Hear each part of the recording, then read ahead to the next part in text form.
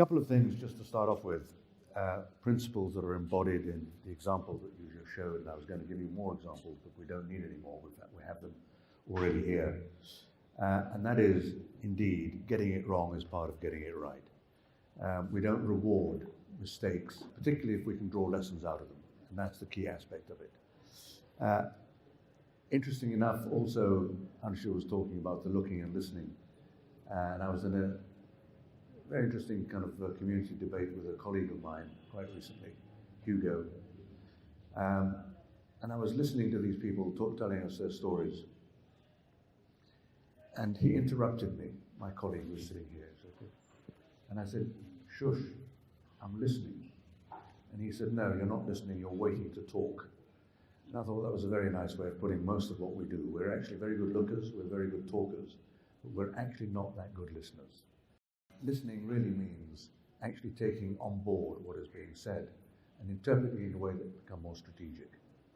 And that leads me to the other real principle behind, the basic principle behind all of this work here, which is that actually a definition of practice emerges, which is not just about being practical.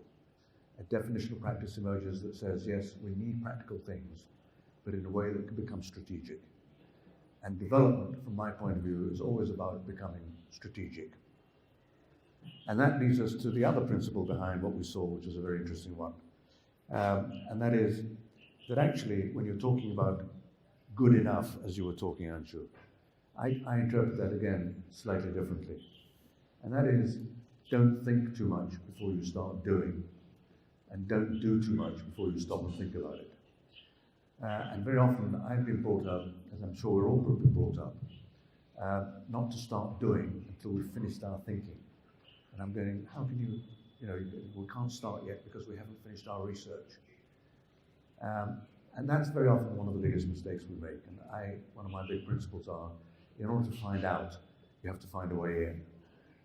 In other words, get something going. It's good enough to get going, but don't believe it's the end result. I wrote my kind of latest book, having written Small Change, where people have said to me, yes, well, small things are very easy to do. It's scaling them up that's difficult. So my kind of last book, which I wrote a few years ago, was called The Spacemaker's Guide to Big Change. Space that we need to make in development is political space, social space, cultural space, certainly physical space as well as that. If we're engaged in development, then we make space for things to happen. And that's actually what is interesting, again, about some of the examples we saw. And I'm just summarizing really what we've seen, which is that actually, in order to become strategic, you need to make space for interventions that are very practical, the wall here, that can actually have a bigger impact. And that's absolutely key in that respect. What I find interesting is that the space that interests me in order to make things happen is the space in between conventional worlds. I used to start off by saying, I'm a community architect, I only work locally. Yeah, but that's easy enough. Or I'm a policy person or whatever. The space in between is the space in between big organizations and small organizations, local and global, the space between formal and informal, public and private, right? It's not one or the other, it's both. And some people say that's the middle space of anonymity. That's where you become anonymous. You're not committed. It's not this or that. Yeah? There are a number of things to think about when we pick up our pencils or pick up our computers and start tapping or whatever we do in terms of the projects, again, that we see here. The first is certainly getting a sense of needs and, importantly, aspirations. It's not just what I need, it's what I hope for as well. The ability to be able to accumulate assets to build hope. And that's an absolutely key thing, and something that we don't take too much notice of because it's too abstract. How can I photograph hope, as it were? And that's, again, where we're looking at problems, we're looking at opportunities, looking and listening, as we were saying. The second important thing is to modify our rationale for innovations based on ethical considerations. Third thing to think about is the practical aspect of our own disciplinary criteria. I'm an architect, what do I bring? Very often I get asked by students and young professionals, do I really have to be something else to be relevant? Do I have to be an economist? Do I have to be a politician? No. Place your architecture in a different setting different set of rules and see what happens to it. And then you can decide, yes, I want to be that kind of architect, or that kind of planner, or that kind of engineer, or that kind of health worker. And ask yourself if you want it. If you do, then you have to engage in a more strategic agenda. You have to broaden the scope of your work in terms of what it does. But that is the first. Apply your disciplinary criteria. Then expand the value of that criteria by adding a much bigger opportunity of interdisciplinary work. Who else are you going to involve? What kind of a team do you build in order to do this kind of work? Do you have to be an agriculturalist, an architect, a community worker, all those things in order to do what seems to be a very practical intervention? Not at all. But it may well be that you need to build a different kind of team. As architects, we're very used to engineers and quantity surveyors. Well, actually, in development, I'm talking about health workers, we're talking about economists, we're talking about anthropologists, all of whom become part of your team. Then standing back, very importantly, from all of this work and asking yourself, how do I add experiential value? One of my colleagues, late colleague, Colin Ward, when he was asked, what makes a good neighbourhood? He could have said, easy access to schools, easy access to shops, decent car parking, safe roads, all of which are correct, but he didn't. He started off by saying, a good neighbourhood is a wonderful place to grow up in.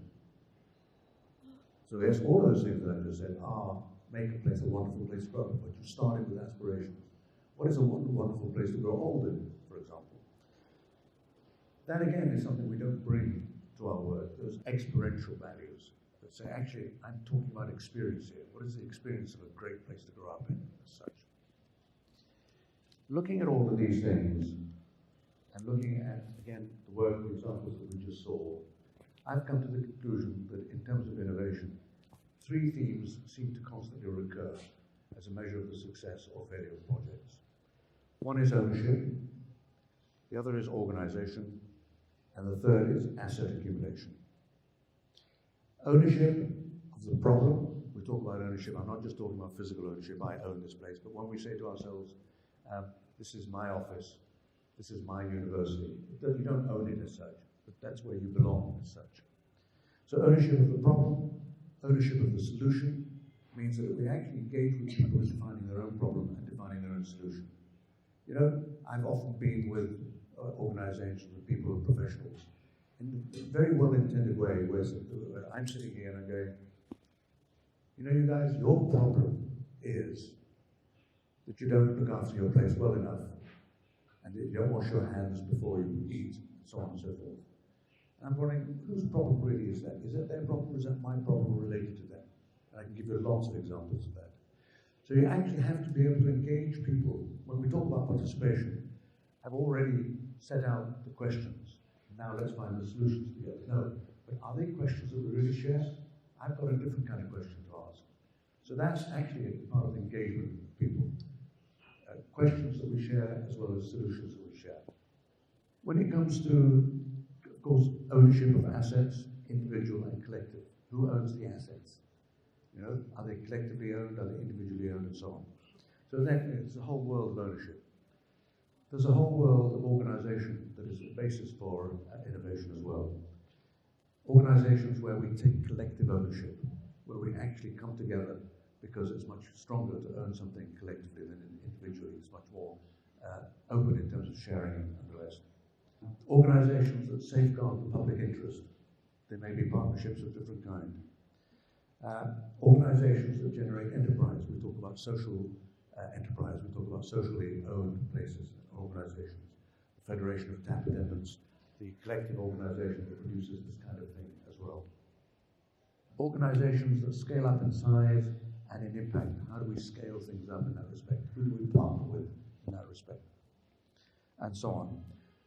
Organizations that are locally based, organizations that are networked.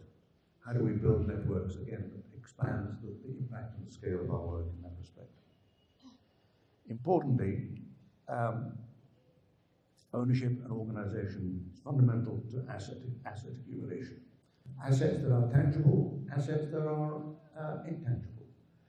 An asset, for example, that enables me to connect with people as a network, that gives me security as such, security of tenure or whatever else as such. So all kinds of different sorts of organizations, ownerships, and all kinds of ways of accumulating assets. Interestingly enough, those kinds of things, organizations, ownership, asset accumulation, cannot be imposed. It has to be negotiated.